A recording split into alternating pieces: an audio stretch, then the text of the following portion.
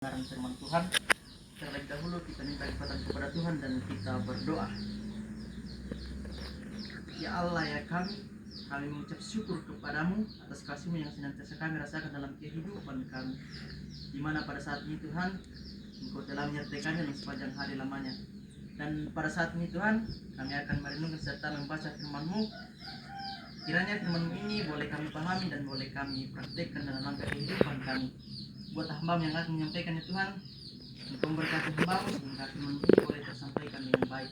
Dalam nama Tuhan Yesus, hamba-Mu berdoa. Amin.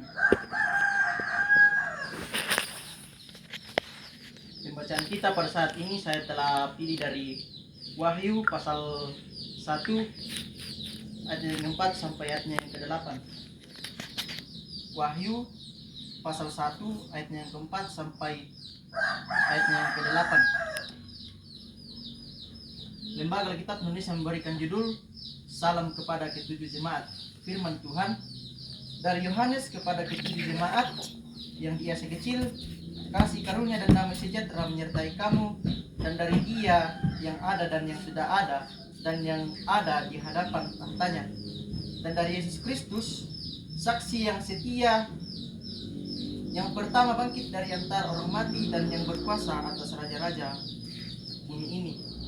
Bagi Dia yang mengasihi kita dan yang telah melepaskan kita dari dosa kita oleh darahnya, dan yang telah membuat kita menjadi suatu kerajaan, menjadi imam-imam bagi Allah Bapanya.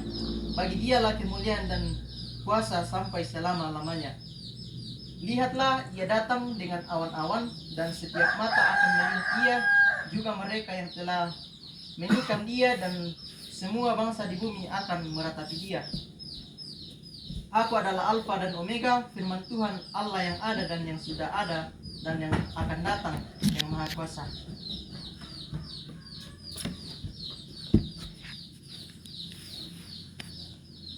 Rekan-rekan semua yang sama dikasihi dalam Yesus Kristus, dalam pembacaan kita pada saat ini saya memberi satu tema, yaitu menanti dalam pengharapan. Menanti dalam pengharapan, atau lan basanta ki Allah matayan lan kaparannuan. Matayan lan kaparannuan. Rekan-rekan semua yang sama dikasihi dalam Yesus Kristus, pernahkah kita berdiri di tepi pantai memandang laut yang luas dan tak berujung? Ombak datang silih berganti, angin berhembus kencang, dan langit di atas terasa sangat megah. Rekan-rekan yang sama dikasihi dalam Yesus Kristus, dalam momen itu kita sering merasa kecil dan takjub, karena di balik semua itu ada keindahan dan kekuatan alam itu. Ada satu pribadi yang jauh lebih besar, yaitu Yesus Kristus, Tuhan atas segalanya. Rekan-rekan semua yang sama dikasihi dalam Yesus Kristus, pernahkah kita mendengar lagu yang berjudul Menunggu? Ini adalah salah satu lagu yang cukup populer pada tahun 2006. Lagu ini dinyanyikan oleh seorang penyanyi bernama Ribas. Dalam lirik lagunya, Ribas menceritakan betapa melelahkan dan menyakitkannya menanti seorang yang tak kunjung datang. Penantian itu semakin menyakitkan saat kita menyadari bahwa ternyata orang yang sedang dinanti itu sama sekali tidak peduli akan penderitaan yang kita alami semasa menantikan kedatangannya. Rekan-rekan yang sama dikasihi dalam Yesus Kristus, dalam konteks pembacaan kita pada saat ini dalam Wahyu pasal 1 ayat yang ke-4 sampai ayat yang ke-8, jemaat Kristen di Asia Kecil juga sedang menantikan kelepasan dari penderitaan yang terus-menerus mereka alami. Jemaat Kristen di Asia Kecil mengalami penderitaan bahwa pemerintahan para pejabat Romawi menghadapkan jemaat pada dua pilihan, yaitu menyembah Yesus atau menyembah pada kaisar. Menyembah Yesus atau menyembah pada kaisar. Jika mereka menyembah kaisar, mereka selamat. Namun jika mereka menyembah Yesus, nyawa taruhannya. Rekan-rekan semua yang sama dikasih dalam Yesus Kristus, di tengah masa penantian itu, Yohanes mengirimkan pesan pengharapan untuk menghibur dan menguatkan mereka. Dalam suratnya,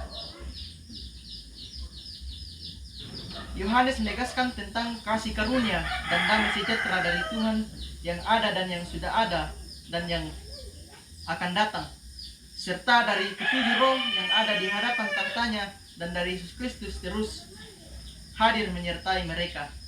Itu bisa kita lihat pada ayat yang ke-4b sampai ayat yang ke-5. Pesan ini memberi penekanan pada kehadiran Tuhan yang selalu ada dalam segala situasi hidup yang dialami oleh umatnya. Kehadiran Tuhan yang selalu ada membuat penantian mereka menjadi tidak sia-sia. Mereka tidak pernah ditinggalkan, bahkan Yohanes juga menguatkan pengharapan imam jemaat di Asia Kecil akan kedatangan Kristus yang datang dalam awan-awan. Pada waktu kedatangan Kristus kembali, semua bangsa di bumi akan meratapi Dia. Itu dalam ayat yang ke-7. Janji kedatangan Kristus kembali menegaskan kehadirannya yang memerintahkan di dalam kerajaannya. Inilah bentuk kemahakuasaan Tuhan atas dunia, sebab Ialah Alfa dan Omega. Di situ jelas di ayat yang ke-8, Aku adalah Alfa dan Omega, firman Tuhan Allah yang ada dan yang sudah ada dan yang akan datang, yang Maha Kuasa. Pesan yang disampaikan Yohanes kepada jemaat di Asia Kecil juga turut membangkitkan semangat dan pengharapan kita. Di dalam segala situasi hidup kita, ternyata Ia senantiasa hadir bersama dengan kita. Hal ini membuat pengharapan kita menjadi tidak sia-sia, sebab kita menantikan hal yang pasti, bukan menanti sesuatu yang menyakitkan seperti lagu Ribas. Rekan-rekan semua yang sama dikasih dalam Yesus Kristus, mungkin ada di antara kita yang sedang bergumul atau memperjuangkan masa depan kita. Pada perenungan kita pada saat ini menyadarkan kita bahwa ternyata kita tidak pernah sendiri memperjuangkan kehidupan kita. Ada Tuhan yang selalu hadir. Meski kehidupan tanpa berat seperti yang dialami oleh jemaat Asia Kecil, namun pengharapan iman di dalam Tuhan membuat kita percaya dan kita menanti dalam pengharapan. Mengakhiri khotbah kita pada saat ini,